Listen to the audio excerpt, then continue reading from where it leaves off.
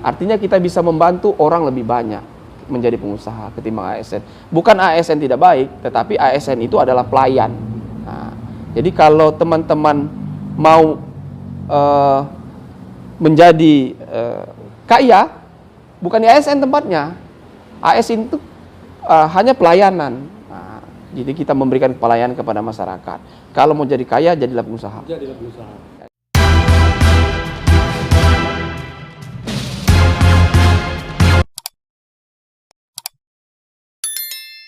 Oke Bung, kita lanjut ke segmen berikutnya terkait dengan pendidikan sebagai seorang politisi. Ya. DP3 Kota Bengkulu. Nah, sekarang kita ingin melihat pandangan Bung terkait dengan Kota Bengkulu secara global. Kira-kira Kota Bengkulu ini apa yang kurangnya? Ya, yang paling menyolok di Kota Bengkulu itu adalah angka kemiskinan. Angka kemiskinan. Dan saya lihat pemerintah kota belum fokus pada penurunan angka kemiskinan. Karena terlihat di struktur belanja APBD. Di struktur belanja APBD itu tidak mengarah kepada penurunan angka kemiskinan. Masih terfokus pada pembangunan infrastruktur. Nah, padahal infrastruktur itu penting, tapi tidak boleh mengabaikan ekonomi masyarakat. Jadi perputaran ekonomi masyarakat itu mengakibatkan multiplier effect. Jadi kalau seandainya mereka bisa berusaha, dapat penghasilan keluarga, bisa meningkat penghasilan untuk keluarganya, otomatis angka kemiskinan akan turun. Selain itu, ekonomi masyarakat Bengkulu bergerak. Nah, tapi kalau saya lihat secara global, di situ masih menjadi momok utama di Kota Bengkulu. Tingginya angka kemiskinan yang diakibatkan karena banyaknya pengangguran, karena tidak terciptanya lapangan pekerjaan. Jadi akhirnya secara bertahap dan kontinu naik terus angka kemiskinannya kita, Dan itu yang harusnya kita cegah. Nah, dengan program pribadi saya, makanya kita menyentuh langsung kepada masyarakat, memberikan sembako kepada masyarakat tidak mampu. Kemudian juga kita memberikan bantuan pinjaman modal kepada teman-teman yang termasuk teman-teman UMKM. Karena saya berharap dengan UMKM ini bergerak, minimal ekonomi keluarganya bertahan. Atau paling tidak karyawan, atau dia menciptakan lapangan pekerjaan baru. Nah, jangan semua orang berharap begitu tamat menjadi ASN. Sedangkan ASN ini kan terbatas. Nah, Anda saja keluar dari ASN. Ya, memang ASN itu adalah zona nyaman, karena setelah masuk digaji, sakit pun digaji, berhenti pun masih dapat pensiun. Tetapi ingatlah bahwasanya daerah-daerah maju dan negara-negara maju bukan dari ASN yang banyak, tapi pengusahanya yang banyak. Manakala kalau saya bicara ASN, yang saya bisa bantu hanya orang tua saya, mertua saya itu paling hebat. Tetapi manakala kita menjadi seorang pengusaha, entrepreneur baru, kalau kita bisa menjadi pengusaha satu, punya karyawan satu atau dua, ini semua punya mertua dan orang tua. Artinya kita bisa membantu orang lebih banyak menjadi pengusaha ketimbang ASN. Bukan ASN tidak baik, tetapi ASN itu adalah pelayan. Nah, jadi kalau teman-teman mau menjadi kaya, bukan di ASN tempatnya. ASN itu hanya pelayanan. Nah, jadi kita memberikan pelayanan kepada masyarakat. Kalau mau jadi kaya, jadilah pengusaha. Itu kata kuncinya sahabat Rakyat Bengkulu. Dimanapun Anda berada yang dapat menyaksikan tayangan itu, kalau Anda mau kaya, jadilah pengusaha. Ya. Gitu. Nah, selain misalnya Anda memotivasi teman-teman UMKM dengan memberikan pinjaman, lalu ada yang lain kira-kira soal sampah, misalnya soal banjir, misalnya. Ya, kalau kegiatan kita yang sudah kita jalankan konsisten dari sudah bertahun-tahun, kita konsisten bersihkan masjid. Bersihkan masjid. Karena saya pikir bersihkan masjid ini sebenarnya amal perbuatan yang tak terhitung pahalanya. Berapa banyak orang yang datang bersolat berjamaah dan itu dihitung pahalanya untuk kita. Tidak besar biayanya, tetapi efeknya besar. Kemudian di masa pandemi ini itu sangat berarti. Jadi kami biasanya melakukan bersih masjid Jumat atau Minggu, Jumat dan Minggu. Kalau Minggu tentatif, tapi Jumat pasti.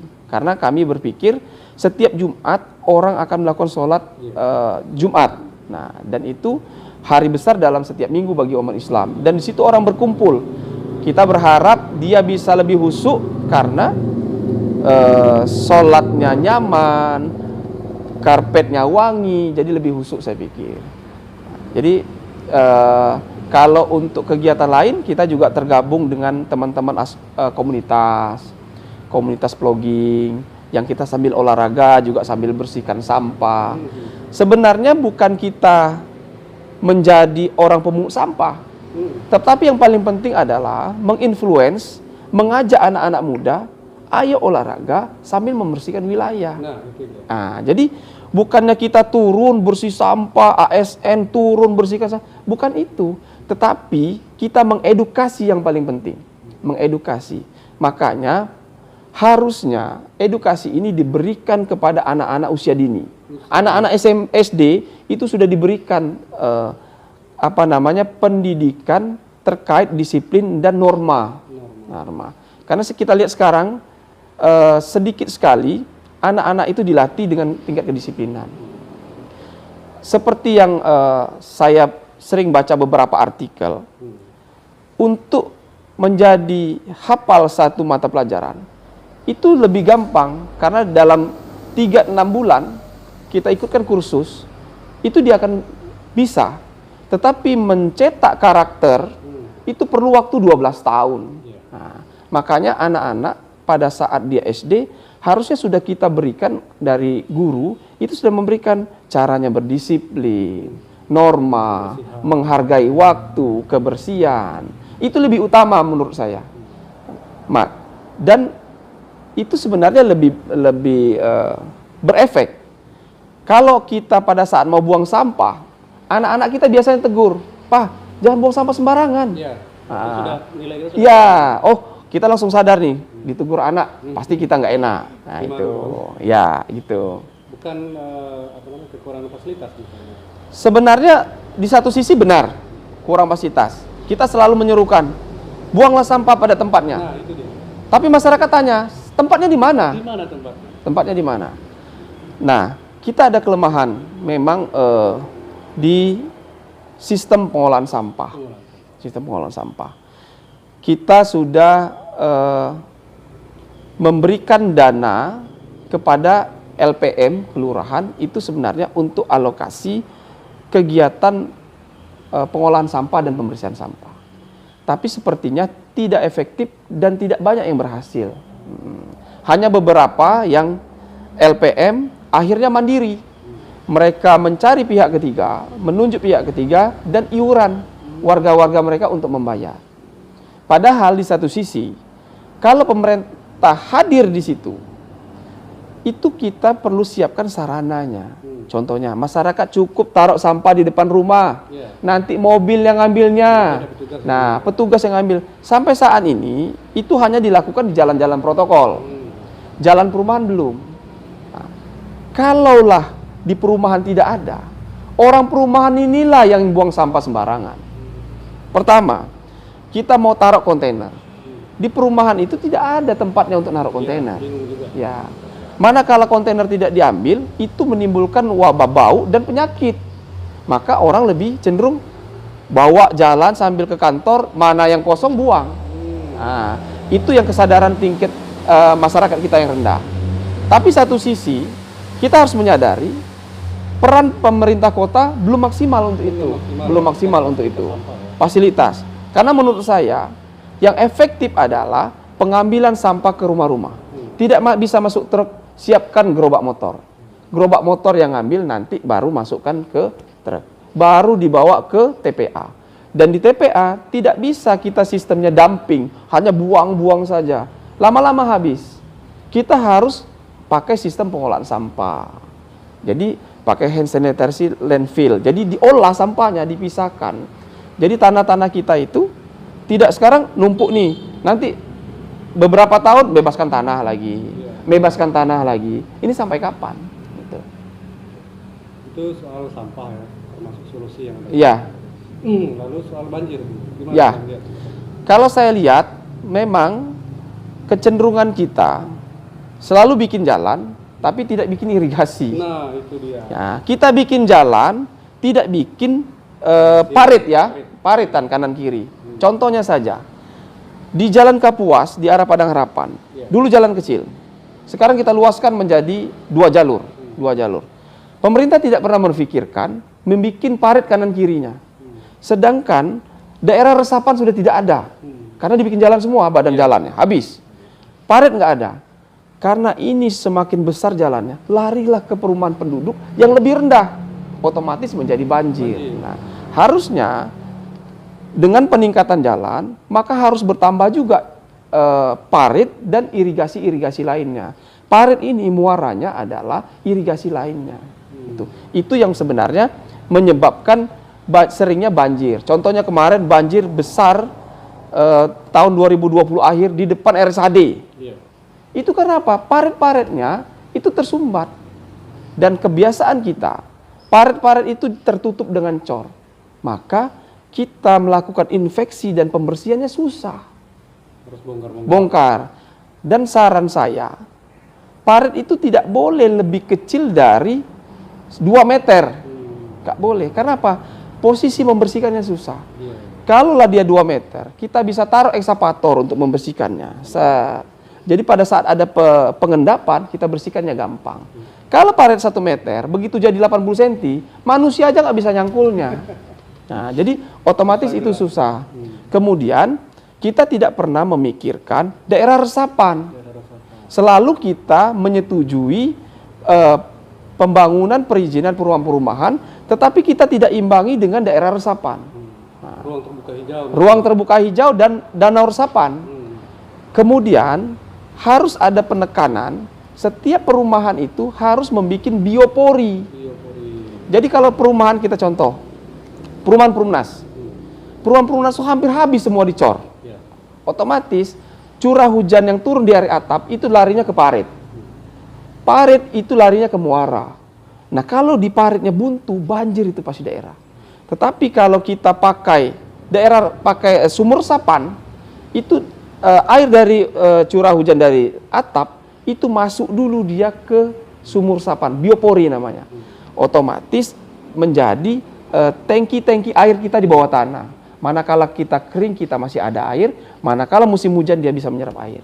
Contohnya misalnya kayak di rumah saya. Di rumah saya airnya tidak ada yang ke parit. Semua kita resapkan. Semua kita resapkan. Jadi saya mulai dari diri saya harus memberikan contoh kepada orang lain. Gitu. Itu ya salah satu solusi banjir ya. Solusi banjir. Lalu Bung Aryo terkait dengan akomodir teman-teman seniman apa yang Anda lakukan? Ya, memang banyak teman-teman komunitas yang sudah sering koordinasi, sama-sama kita bertukar pikiran. Sebenarnya mereka itu perlu wadah dan tempat teman bertukar pikiran. Karena selama ini mereka beranggapan Pemda itu lebih tertutup. Lebih tertutup terhadap teman-teman komunitas. Padahal kadang-kadang mereka juga pengen ayo sharing dengan santai, tidak harus dengan formal diundang, karena bukan tipe itu teman-teman komunitas. Teman-teman seniman itu maunya santai. Contohnya misalnya kayak ke Berendo. Kita datang ke sana. Begitu datang, dia akan sharing. Nah, tetapi kalau kita tidak pernah turun ke masyarakat dan mendengarkan langsung, akan susah. Atau apalagi menerima cuma laporan kepala OPD. Karena kepala OPD itu yang berharap dia adalah apa yang dia laporkan, Bapak senang dan dia tidak kena marah. Nah, tapi kalau teman-teman komunitas, kadang memang nyelekit apa yang dia sampaikan, tapi itu adalah motivasi kita untuk perubahan. Motivasi dan masukan yang ya. Itu tadi cara Anda untuk mengakomodir teman-teman seniman. Ya, satu sisi teman-teman komunitas itu kan banyak bertukar pikiran dan sebagainya. Makanya di pantai kita yang kita bangun, kita bikin kampung komunitas. Kampung komunitas. Nah, jadi teman-teman berpikir kami di sini tidak ada wadah. Oke, kalau gitu di tempat kita, di pantai yang kita yang akan saya bikin, saya bilang kita bikinkan memang suatu wadah. Di situ ada panggungnya, di situ ada beberapa gazebo. Silakan teman-teman yang melukis nanti bisa jual karyanya di sana, bisa jadi mengajarkan anak-anak tari, ada juga mengajarkan seni puisi, sampai dol. Nah, sampai event-event kita bisa melakukan event-event setiap minggu yang mengakomodir kegiatan-kegiatan komunitas. Misalnya minggu ini komunitas puisi, komunitas menggambar, desain dan sebagainya saya pikir. Supaya mereka disalurkan bakat-bakat mereka dan bisa menjadi mendapatkan penghasilan dari sana. Nah, mendapatkan income. Kalaulah mereka mendapatkan income, itu kan membantu pemerintah juga. Menurunkan angka kemiskinan dan menurunkan angka pengangguran. Nah. Bayangan Anda di Pantai Ari nanti berapa banyak lapangan kerja yang bisa terserap? Di Pantai Ari itu target pembagian kita membuat kios-kios atau tenan yang akan kita bagi kepada masyarakat secara gratis itu kurang lebih sekitar 200 tenan. 200. Artinya kita menciptakan 200 pengusaha baru. Di dalam pengusaha baru, tenan itu paling sedikit dia pasti memperkerjakan 2 orang. Bertiga dengan dia. Jadi kalau kami berpikir kalau ada 200 berarti ada peluang tenaga kerja 600 orang. Di luar karyawan tetap kami, jadi karyawan security, parkir dan kurang ada 100. Jadi ada 700 tenaga kerja, minimal 700 sampai 1000. Kalaulah di rumahnya ada 3 bebannya, maka saya berpikir saya bisa membantu orang 3000 untuk Kota Bengkulu. Itu aja niatnya. Intinya niatnya kita bisa berbuat baik dan kita percaya kalau kita berbuat baik untuk orang lain, sebenarnya kita berbuat baik untuk diri kita sendiri. Nah, dan seperti kalau kita bicara di ayat suci Al-Quran dan di organisasi kami namanya Fastabiqul Khairat. Mari kita berlomba-lomba berbuat kebaikan. Ayo kita ajak semua pengusaha, semua pejabat, ayo kita berlomba-lomba. Jadi berbuat kebaikan tuh berlomba kita. Jangan saling mengejek atau lagi saling mengganjal. Nah, itu. Berarti bayangan Anda minimal 1000 orang. Minimal 1000 bisa terbantu insyaallah. Lihat sekali. Itu sahabat Radar Bengkulu. Berarti kalau misalnya sudah beroperasi Pantai Ari nanti ada 1000 orang yang dikerjakan di sana dan bahkan terbantu. Kita berharap semoga prosesnya cepat selesai. Insyaallah.